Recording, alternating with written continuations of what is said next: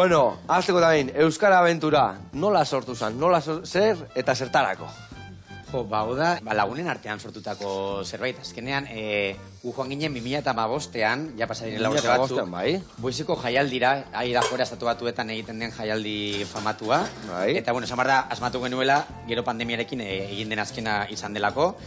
Eta hor, elkartu ginen, kuadrilla eder bat, nahiko anitza eta inkluso gure artean ezagutzen ez ginena, ni irungoa naiz, gero Getxoko batzuk, Gasteizko batzuk, eta joan ginen nola road trip moduko bat egitera estatu batuetara.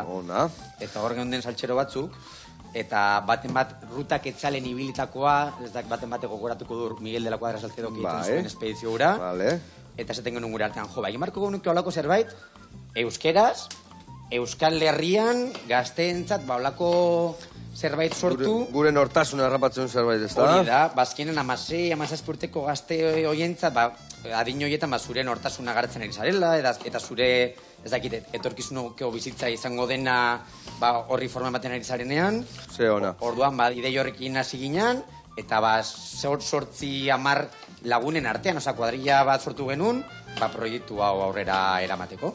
Eta lehenengo aldiz forma hartu zuen 2018an. 2018an izan zen lehendabiziko abenturia antolatu zen, ez da? Espedizioa. Espedizioa, hori da. Benetako espedizioa, benetako abentura bat bizitzen dute gazteagoek. Pentsa, 16 urterekin ere etzera inbeste atera etxetik behar bada, ez? Eta, hilabete oso badaukazu etxetik kanpo, Euskal Herria ezagutzeko oinez, espedizio ibiltaria alako, nomada gara. Egunero hartzen dugu aterpe herri desberdin batean. Eta hilabetez, esan dago, euskal geografia, euskal historia, kultura, gauza pila bat entzuten dituzte, ikasten dituzte. Oso kontzentratua da, nik uste dena ez dutela retenituko, edo ez dutela guztia gogoratuko, baina izu. Baina zeo zerrekin geratuko dela seguro, ez da? Hombre, noski, bai.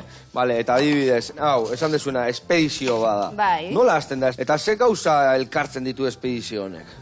Bazkenean, Euskal Aventura sortu zen batez ere Euskara bultzatzeko, gaztein artean esan dugun bezala, eta Euskal kultura edo Euskal Herria dena horren ezagutza ere bultzatzeko, eta sareak lotzeko gazteen artean. Orduan, etortzen diren gaztek, beraien lekua edo beraien plaza irabazten dute, lan bat egiten dutelako, aukeraketa badagoelako, eta gero uztailaren batean, kastin antzeko bada, horrela juteko ez da danantzako lekua, orduan, ez da?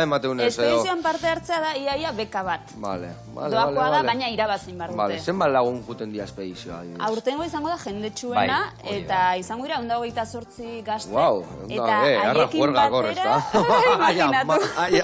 Formala dira, formala izaten dira, normalea. Eta haiekin batera beste 30 helduago, gazteak baitare, baina helduago, joango gara. Badagolako batzean lantalde oso potente, hau martxan jartzea, hau monstro handi bada. Orduan, koordinatzaileak, begiraleak esaten diogu xerpa. Xerpak, bale. Badaude baitare logistak, komunikazio talde bat, osasun taldea oso importantea, sendagileak, erizainak. Eta orduan, txiringoa mugitzen dugu egunero, 15-20 kilometro oinez eginda gero, aldatzen gara lekuz, ez? Horregatik gara nomadak. Eta urte guztia honekin zaudete, edo guain jartzen zate buru belarri udako sasoian hau antolatzen edo? Euskara Aventura izeneko elkartea dago batzean. Elkarte badago, bale. Izen elkartea.